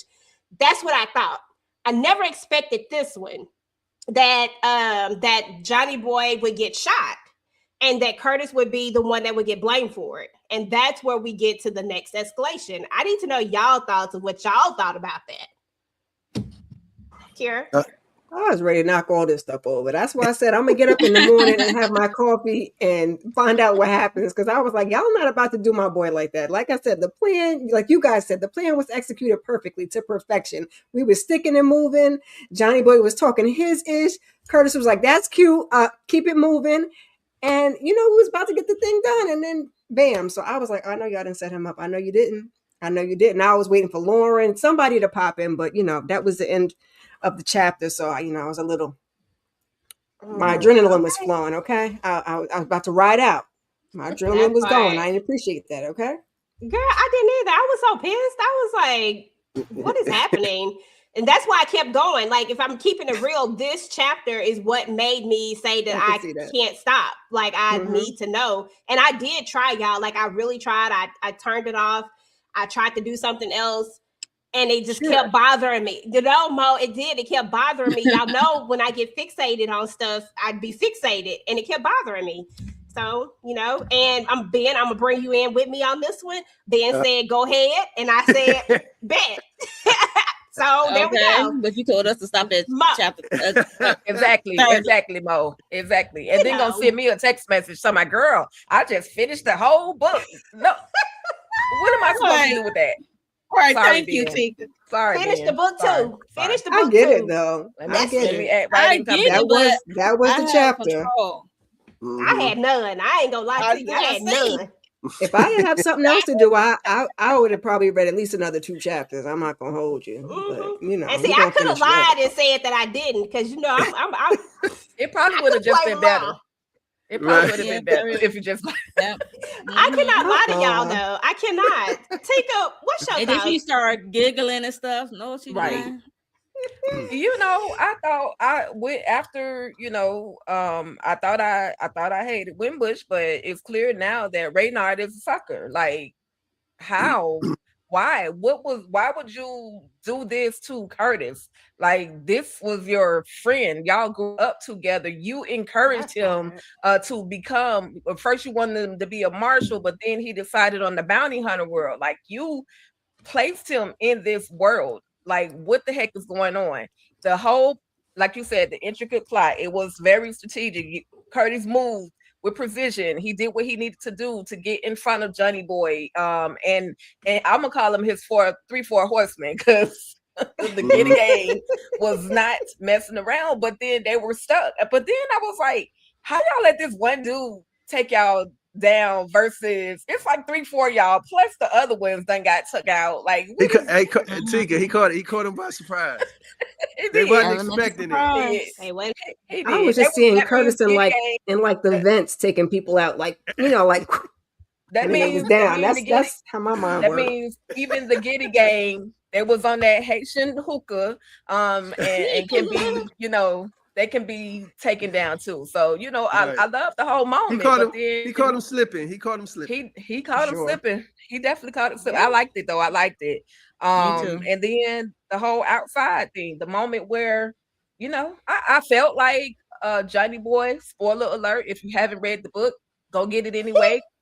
Curse.com, but I felt like Johnny Boy was gonna be up out of there. I just didn't know by whose hands. And then the ultimate plot twist. The ultimate twist. Scrambling up the I ain't gonna lie, y'all. I thought that. Go ahead. I'm sorry. No, just them scramble up the communication. I was like, no. Yeah, that was wild. Right. I thought that this is what I really thought, y'all. I thought that when they got outside, Johnny Boy had another plan. I said, Johnny Boy smart as hell. This not finna go down like this. Something else finna happen. And I thought he was gonna get away. And now he was about to set his sights on Cousin Curtis, because we got all this part left in the book. So now he about to set his sights on Cousin Curtis. And now he about to set him up in some kind of way. That's what I really was thinking. Because I just didn't see Johnny Boy going. Like, Johnny Boy can get a repass at this point. Like, I'm not mad at it. Johnny Boy didn't put up no fight. Didn't do nothing. Yes, he can get the potato salad. He can get the macaroni and cheese. Johnny Boy. I'm going to get him some ribs. Because forget this. We in Texas. We about to get some ribs. We about to get good old-fashioned barbecue. Got to get brisket up in here. Okay? Like, brisket. I'm sorry, Ben, but Johnny Boy is an amazing villain, and I like it. I was getting DMs, and they was like, yo, they was like, they love this character. They was like, how can you kill this character? Right. Exactly. That's what I said. I said, oh my Mhm. God. Like, we just needed him to live. I was really like expecting like a world where we would still be chasing him at some Mhm. point. And like I had this whole thing set up in my mind, but you know, it didn't go that way, y'all. I just want to let y'all know Johnny Boy Yeah. That's is okay. gone. We can get the, like he said, we can get the setup for the Giddy Gang, the how they start, the Yeah. origins. Giddy Gang The Okay, origin. as long as Johnny is in it, that's all that matters. Of course. I don't like Santana, but Johnny Boy, I like him. I Johnny really, Boy was really like the him. brains. He was the brains behind the whole. That Joker right there. I don't Yeah. know. You don't know whether to hate him, love him, or what. Right. They Respect should him. they should have got the dude that shot Johnny Boy, huh? They should have got him to shoot Wimbush. Exactly. Okay, that's what they should That- have done. They should have got that sniper. 'Cause that sniper did not miss. Okay, At all. got him, coach. But I could just listen, hear y'all. the bullets whispering past and Curtis head. going right through the skull. Yeah. Oof. Yep.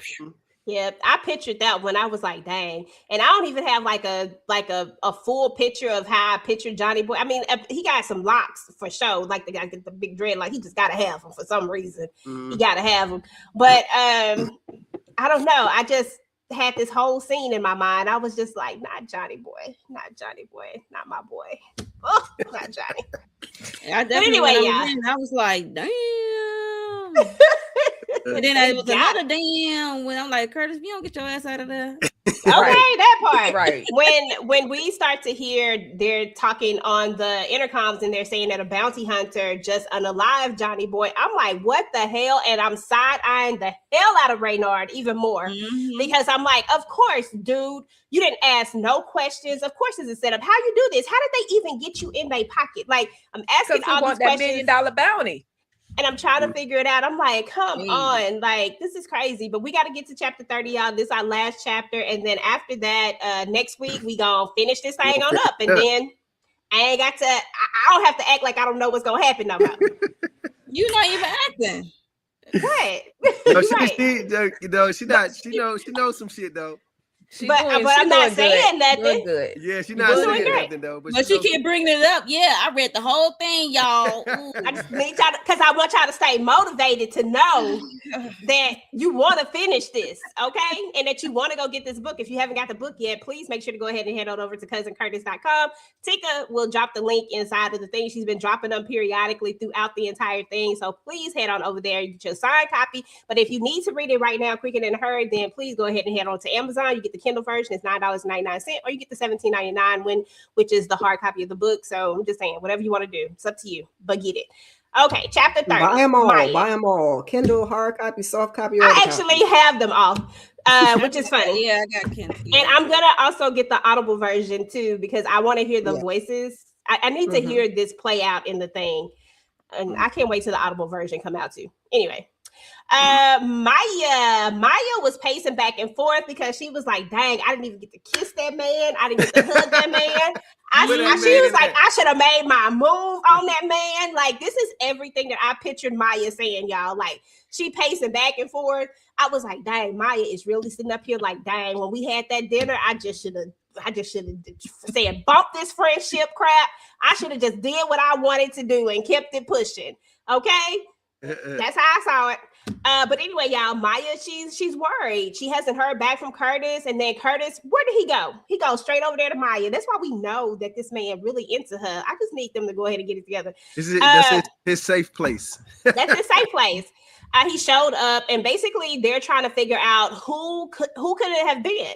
And then he says that the only person he told was Ray. So at this point, everybody side-eyeing Ray, like nobody else knows about this plan except for him. But the crazy part about it, at this point, if you're reading the book, you really can think, you start to think about other people too. You like, dang, because he told this person and he know too. So are they in cahoots? Like, what's going on? Like, what is happening? Everybody starts to be well, in my mind, I started thinking everybody was a damn suspect at this point. I'm going down the list like, okay, but why would they do this? But why would they do this? Why would they do this to Curtis though? Because that don't make no sense. Like, I'm really trying to figure out the whys of the whole thing. But in the chapter, Curtis is convinced, like, he's like, look, I got to go over there and talk to this man. I got to look him in his eye. And I understood that because this is your friend. This is somebody that you have cared about, love, that you've been in, you know what I'm saying? Like, y'all done been in the trenches together. At this point, he got you into this business. And now, you know, to believe that, okay, like, you done sold me out, I'm going to look you in your eye when you tell me what it is and why you did all of this. And Maya tried to talk him out of it, but he say no. And Nevada tell him to lay low because the block is hot. Okay.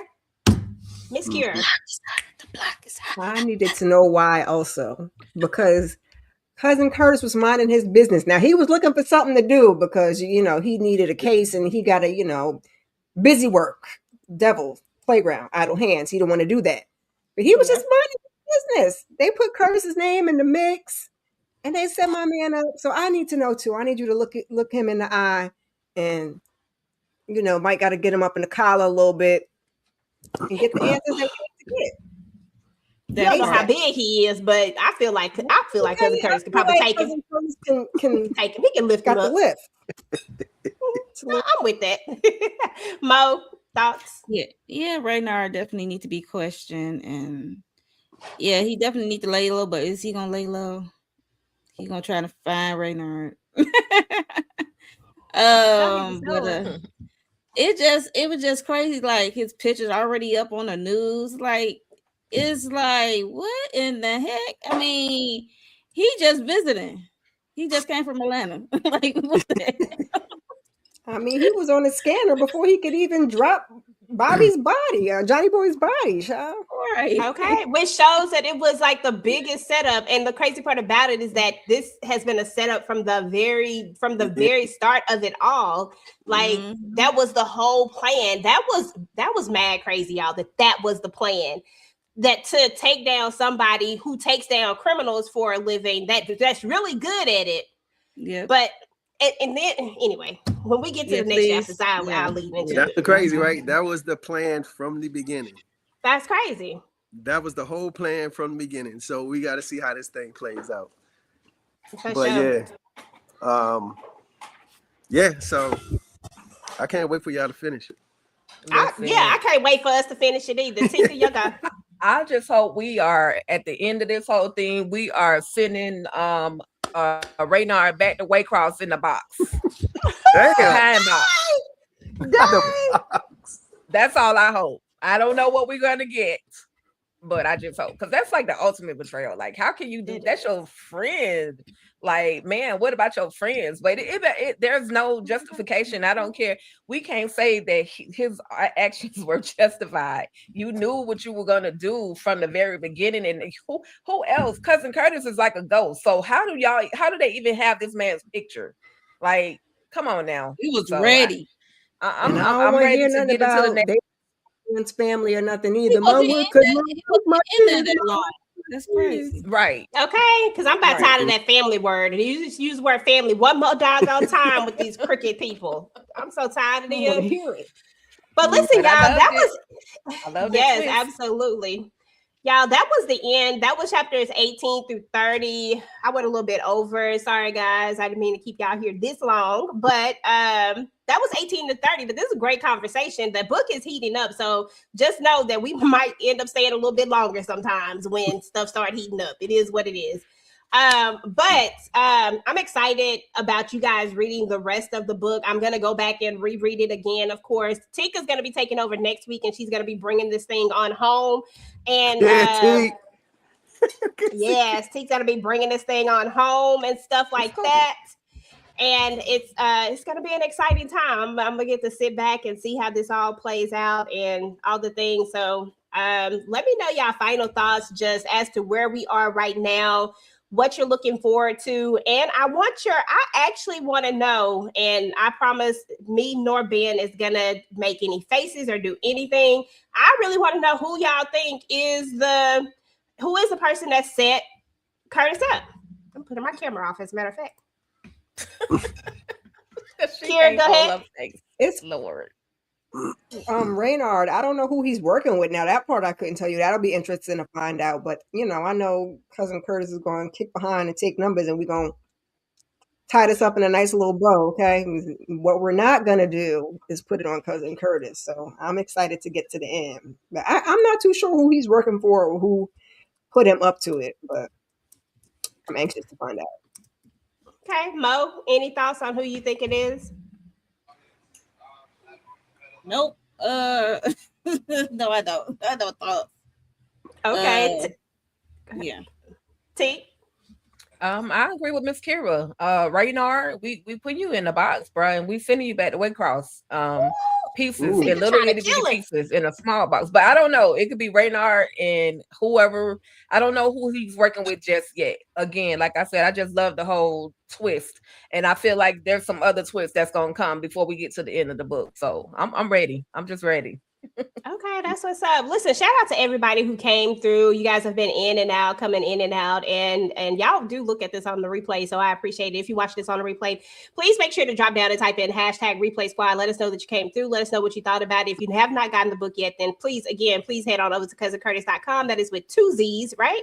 And purchase the signed copy of the book. Otherwise, if you want it right quick and fast, y'all already know Amazon, Kindle, $9.99. Y'all can get that thing and then go and buy the book and get the signed copy, because why not? You can frame it like Lori. Lori said, listen, I got my copy from Amazon to read. Got it bronze and frame. But all the copies, give away some copies. Valentine's Day is coming up. Get a loved one a book. Get your mama a book, your auntie a book, your sister a book. Come on. Right. And get everybody a book, and y'all can create a book club reading. Start your little book club. Yeah. Come on. Okay, because what we really trying to do is get this thing to the New York Times bestseller list so we can go ahead and get this limited series. Yes, come on. Period. Okay, it's gonna be up to y'all. Right. That part. We're gonna see if y'all really want this show. Listen, y'all heard that, right? I done bought a ton of copies, so okay. I want it. I done bought my copies. For those of y'all that are trying to have your own little book club, there's a special on there for 10 books being for get like 159 or something like that. Or you can get 3 for 59. Yep. So and then I think I saw some up there with 25% off. Just add your email. Yeah. I mean, y'all got the 25% off. I got the I got the code. I got the codes for you. I ain't getting no code. Dang. I got it. You didn't tell me about that. But this was after. She didn't need the code. Yeah. She didn't need the code. I like the deal. Hold on. I like the deal. Got a code for her 50 books that she ordered. She was ordering some books, child. Okay. She was giving away books and everything. I like a good code. Come on now. I like a good code. Listen, EJ, can we get Ben to let everybody know about the book signing that's coming up? Yes, let's go ahead and put him. Yeah, if y'all let me make you big. There we go. Hey. If y'all in the Indianapolis area on the 24th, I'm going to be in Indianapolis at the 910 Event Center. Signing books. It starts at 5. 6 o'clock, we have Elena Renee. She's going to do some live performance, R&B music. So we're going to change the 910 Event Center into like a lounge. So it's gonna be dope, and then I might sign some books afterwards as well. So January 24th, the book tour starts in Indianapolis, and then I think in March we're gonna be in Washington D.C. and Atlanta. Hey, we saw all them curls. That's what I'm talking about. Them curls. Listen, y'all, seriously, this has been dope. This has been so much fun. I'm actually sad that it's ending because we only have one more go around left, but this has been a really, really good read. Again, I promise you, this is a great book, y'all. There is no cap to this. This has nothing to do with Ben sitting right here. We thank him. We appreciate him. But one thing about me, I'm always going to keep it real. I don't know no other way to be. This is actually a really, really good addition to the family business novels. And I think it just gives us this really good deep dive that we needed to get into to really get into the character of Cousin Curtis. And I like it. I hope that we can do something with Lauren at some point, because I think that that's another character that would be interesting to get to know outside of the family. So I don't know. I just think it's a great book, and I think you all should get it. So we done told you where to find it at and how to do all the things. Now it's up to you. Go ahead and get it, and hopefully we can get this limited series going. Ladies, what do y'all got going on so that we can let the people know? Mo? Beyond the Gates, Married to Medicine, Sisters. Beyond the Gates. They just got an NAACP award nomination, didn't they? Mm-hmm. I saw that on the. I'm pissed we didn't get one. Me How too. we not get one? It's crazy. Me too. Oh my. But anyway, I think you guys can vote for the NAACP awards also. So go ahead and vote. Crazy that we ain't even get we ain't get a nomination. That nomination is Tripping. Yeah, they But got to anyway, get the nomination. Congratulations to everybody who got nominated. For Yeah, for sure. So Beyond the Gates, you got anything else going on, Momo? No, that's it. I said Beyond the Gates, Sisters, Married to Medicine. Oh, okay.